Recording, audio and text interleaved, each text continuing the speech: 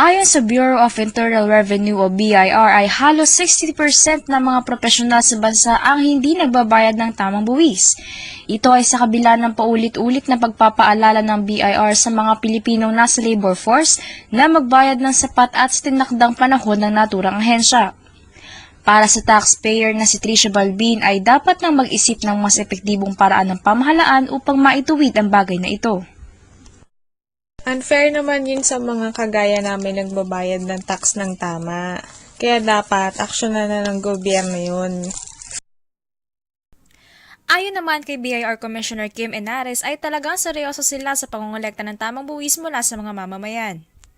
The tax system should be progressive. If you earn more, you should pay more taxes compared to somebody who earns less. Ang ating buwis ang pangunahing pinagkukunan ng pambansang budget, kaya kailangan magbayad ng tama kung profesional at kumikita na malaki.